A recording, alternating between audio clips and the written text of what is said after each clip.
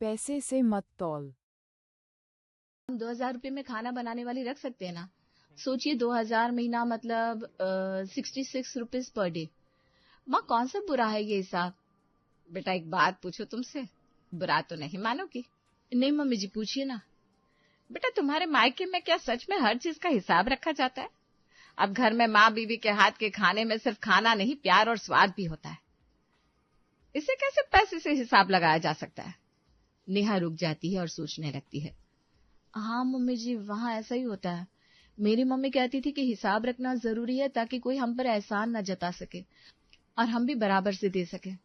अच्छा तो मम्मी ने बेटा ये भी तो बताया होगा ना कि किससे हिसाब रखना है किससे नहीं। जैसे अब तुम सबको तुम्हारी माँ ने पाल पोस कर बड़ा किया तो कितना तक हिसाब लग सकता है? अब एग्जैक्टली तो नहीं पता, लेकिन हाँ शादी से पहले मैंने 3 साल काम किया है और सारी सैलरी माँ को ही देती थी। पापा का आंख का जो ऑपरेशन था वो मेरे ही पैसों से हुआ था, तो हो सकता है हिसाब बराबर हो चुका हो। सास हैरान हो जाती है कि क्या कैलकुलेशन है माँ के प्यार की। फिर एक रोज एक दिन नेहा अपने कमरे में बैठी थी कि अचानक रसोई से कांच की टूटने की आवाज आती है। वो भागकर रसोई में पहुंचती है। ये क्या हुआ कमला, ये क्या किया तुमने? भाई साहब माफ करना, हाथ से फिसल गया गिलास। बुढ़ापे में ना हाथ कांपने लगे हैं, साफ कर देती अभी। साफ करने से ग्लास वापस आ जाएगा क्या? ये वो सेट का ग्लास था जो मेरे दहेज में आया था। 6000 के सेट में 12 ग्लास थे, मतलब एक ग्लास की 500 रुपए। सास रसोई में आती है। अरे नेहा जाने दो ना बेटा, कमला पिछले 20 साल से इस घर में काम करती है, बुढ़िया है, गलती हो गई होगी। मम्मी जी अब फिर शुरू हो गई। अब ग्लास तो टूटा है ना, हिसाब तो होगा ही। सुनो कमला, 500 रुपए कटेंगे तुम्हारी तनख्वाह से। पर भाई साहब मेरी तो सिर्फ 3000 तनख्वाह है। तो क्या हुआ, ठीक है, रोज 2 घंटे एक्स्ट्रा काम करो, 1 महीने में पैसा काट लूंगी। और वैसे भी अभी तो ये महीने की शुरुआत में हुआ है, तो ज्यादा टाइम मिल जाएगा तुम्हें। ये क्या बात हुई नेहा? कमला हमारे परिवार की तरह है। पापा जी रिश्ते रिश्ते होते हैं, लेकिन हिसाब अलग चीज है। आज ग्लास है, कल कुछ और टूटेगा, बस यूं ही माफ करते रहोगे। नुकसान का कोई मोल है कि नहीं? आखिर ये चीजें भी तो प्यार से दी गई थी ना। अब प्यार बचाना है तो चीजों का ख्याल रखना ही पड़ेगा। बेसिकली हिसाब क्लियर रखने से ही रिश्ते अच्छे रहते हैं। सास ससुर एक दूसरे को देखते हैं। प्रिया भी वहीं खड़ी है हैरान। कमला आंखें पोंछती हुई चुपचाप सफाई में लग जाती है। नेहा के ससुर और पति अर्जुन बाहर बरामदे में बैठे होते हैं कि बेटा अर्जुन मैं बहुत परेशान हूँ। नेहा बहुत अच्छी बहू है, घर का सारा काम करती है, लेकिन उसकी ये आदत सही नहीं है। वह हर चीज को पैसों से तोलती है। आज मेहमानों के सामने ऐसी बात करना प्रिया को कितना बुरा लगा होगा। पापा मैं समझ सकता हूँ, लेकिन नेहा का मायका ऐसा ही है, वहाँ हर चीज का हिसाब रखा जाता है। उसने बचपन से यही देखा है। और बुरा भी क्या है पापा, पैसे की पक्की है वो, गलत क्या है? बेटा लेकिन अब वो इस घर की बहू है। यहाँ प्यार की कीमत नहीं होती। यहाँ रिश्तों में पैसा रुपया देखेंगे तो कैसे चलेगा? तुम्हें उससे प्यार से समझाना होगा कि रिश्ता पैसों से नहीं भावनाओं से बनता है, वरना एक दिन ये घर भी वैसा ही हो जाएगा जैसा उसका मायका है। अर्जुन को नेहा की सोच बिल्कुल गलत नहीं लगती। वो उल्टा पापा को ही 4 बात सुनाकर वहां से चला जाता है। फिर अगले रोज शाम को अर्जुन ऑफिस से खाली हाथ लौटता है। नेहा दरवाजे पर खड़ी होकर पूछती है, टिफिन कहाँ है? अरे सॉरी नेहा, ऑफिस में ही भूल गया। मीटिंग में इतना बिजी था कि ध्यान ही नहीं रहा। अर्जुन वो स्टील का प्रीमियम टिफिन था, मैंने खरीदा था अपनी मुंह दिखाई के पैसों से। 3000 का था। और अंदर का खाना, सब्जी दाल रोटी, वो क्या फ्री में बनी थी? पैसे के साथ कितनी मेहनत लगती है, मेहनत का पैसा भी कितना कम नहीं होता। यार गलती हो गई ना, कल ले आऊंगा। वैसे कल क्या दे रही हो खाने में? खाना नहीं अर्जुन, बेसिकली ये लापरवाही है। अब तुम्हें एहसास होना चाहिए, अगले 1 हफ्ते तक तुम्हें घर का खाना नहीं मिलेगा। बाहर से खाओ और अपने पैसे खर्च करो, 3000 वसूल हो जाएंगे। बढ़िया है। पास ससुर खड़े थे, वो अर्जुन की ओर देखते हैं। ठीक बात है, पैसे की पक्की है नेहा। क्या अर्जुन ठीक ही तो है? लेकिन सासू माँ बोल पड़ती है, नेहा बेटा ये क्या बात हुई, गलती से भूल गया ना वो। घर का खाना नहीं दोगी तो क्या खाएगा बेचारा, और डिब्बे का हिसाब पति से कौन करता है? मम्मी जी हिसाब तो क्लियर रखना पड़ेगा ना, वरना लापरवाही बढ़ती जाएगी। ये बोलकर नेहा वहां से चली जाती है। उसके जाने के बाद अब पता चलेगा हम कितने परेशान रहते हैं। चलो सरला। अगले 5 दिन अर्जुन बाहर का खाना खाता रहता है। 6ठे दिन रात को उसे तेज पेट दर्द होता है, उल्टियां शुरू हो जाती है। जल्दी डॉक्टर के पास ले चलो। वे अर्जुन को इमरजेंसी में ले जाते हैं। डॉक्टर चेकअप के बाद बताता है कि फूड पॉइजनिंग है। दवाइयां और टेस्ट में 5,000 रुपए खर्च हो जाते हैं। घर लौटकर सास नेहा से कहती है, देखा नेहा, 3,000 बचाने के चक्कर में 5,000 खर्च हो गए और मेरे बेटे की सेहत भी खराब होगी। पापा ठीक कह रहे थे, ये हर चीजों को पैसों में तोलती है, पता नहीं हमें ये क्यों झेलना पड़ रहा है। नेहा चुप रहती है, लेकिन फिर बोलती है, मम्मी जी ये तो बाहर खाने की गलती है, मैंने तो सिर्फ हिसाब बराबर करने की सोची थी। नेहा प्लीज हर चीज में हिसाब मत लगाओ, पूरा घर तुमसे परेशान है। सास आंखों में आंसू लेकर अर्जुन को पानी पिलाती है। नेहा एक कोने में खड़ी रहती है, अपने फैसले पर अड़ी हुई। फिर अगले दिन अर्जुन शाम को अपने छोटे भाई राहुल को 1 लाख रुपए का लिफाफा देता है। ले राहुल, तेरे पैसे। थैंक यू यार, जब पापा के सर्जरी के लिए पैसे चाहिए थे तू ही काम आया था, वरना बैंक से लोन लेना पड़ता, इतना ब्याज देना पड़ता। अरे भैया ये कैसी बात कर रहे हो, तुमने मेरी पढ़ाई करवाई, नौकरी दिलवाई, ये तो मेरा फर्ज था। नेहा जो बगल में बैठी थी बीच में बोलती है, रुको रुको राहुल, तुमने 1 लाख दिए थे ना, अब जरा हिसाब लगाते हैं। नेहा ये क्या कर रही हो? लेकिन नेहा कहाँ रुकने वाली थी। बेसिकली देखो, जब राहुल की इंजीनियरिंग की फीस भरनी थी तो अर्जुन ने 1.5 लाख रुपए दिए थे। फिर जब इसकी बाइक खरीदनी थी तो 70,000 दिए। फिर जब इसकी शादी की बात चल रही थी तो 3 लाख की मदद की थी। और हाँ, जब इसे जॉब के लिए दिल्ली जाना था तो किराया खर्चा मिलाकर 50,000 और दिए। भाभी वो सब तो टोटल 5,70,000 हुए। अब तुमने 1 लाख दिए तो बाकी 4,70,000 बचे।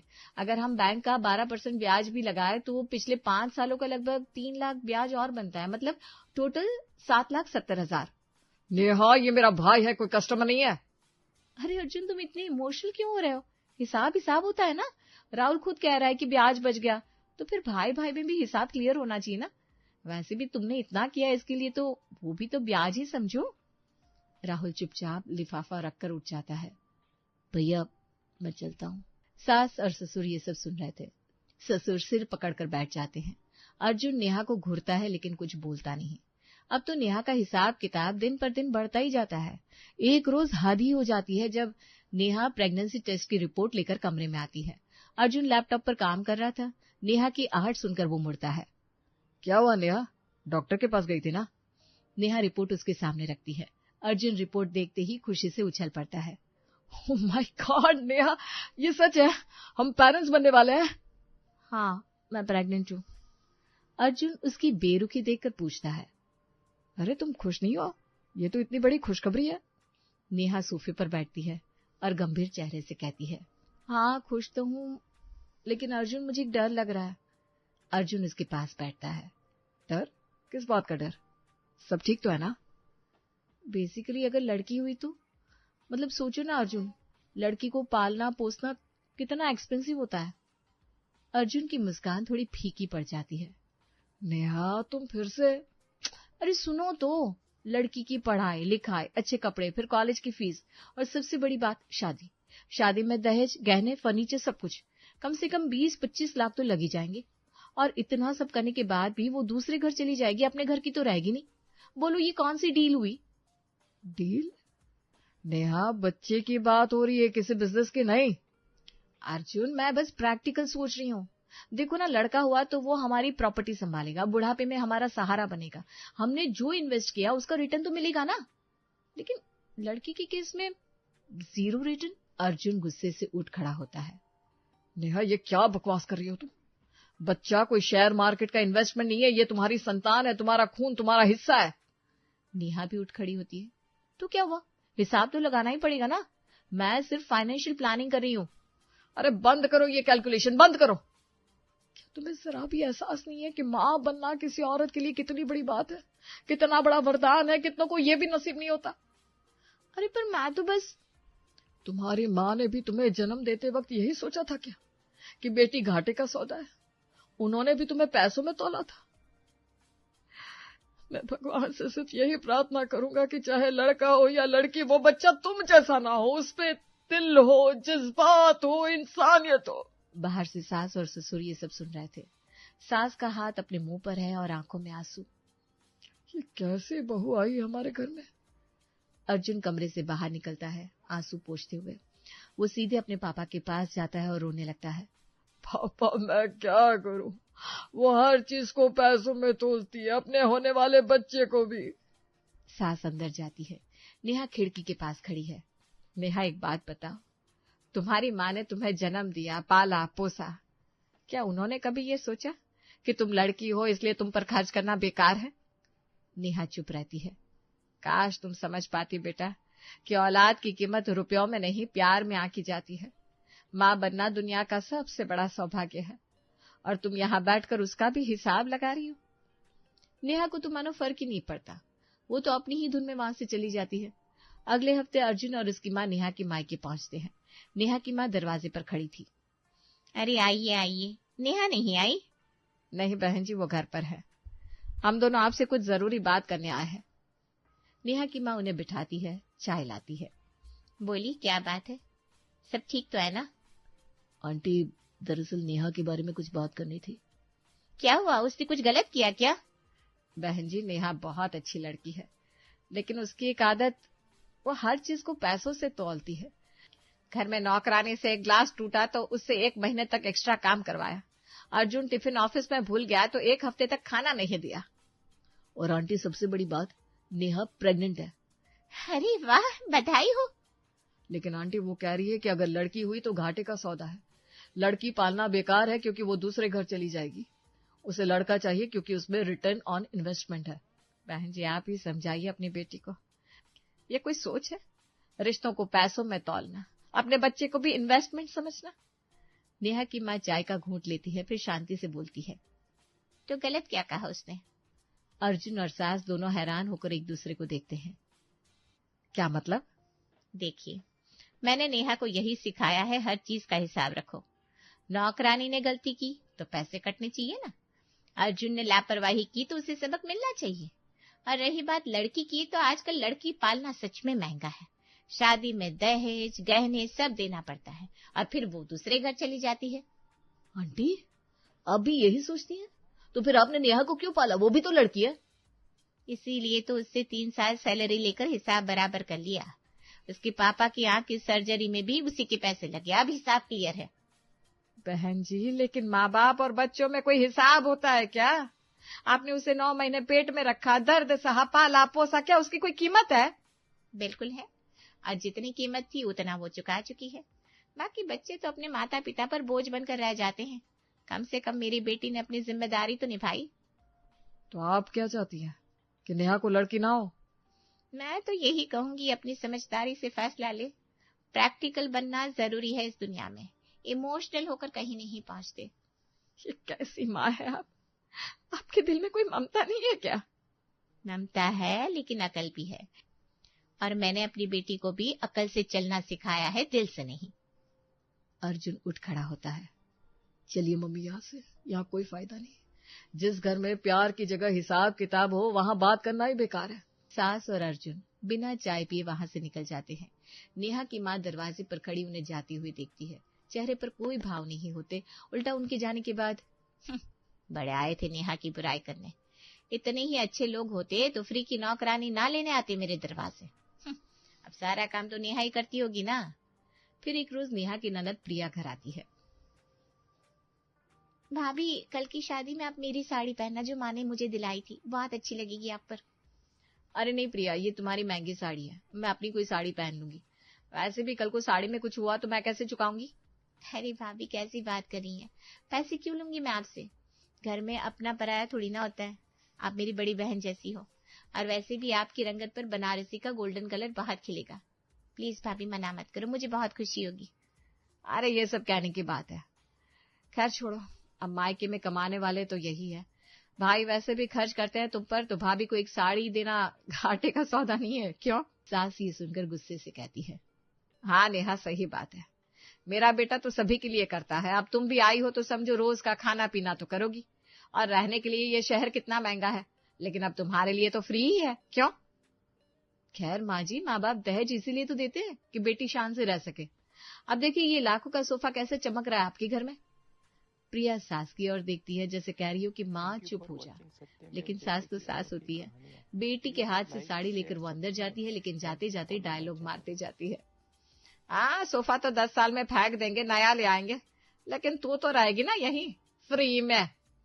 सास ताना देकर निकल जाती है तो प्रिया को नेहा घूरती है और वो भी वहां से चली जाती है। अगले रोज नेहा के मायके से उसकी माँ और छोटा भाई राज आते हैं, साथ में मिठाई का डिब्बा लाते हैं।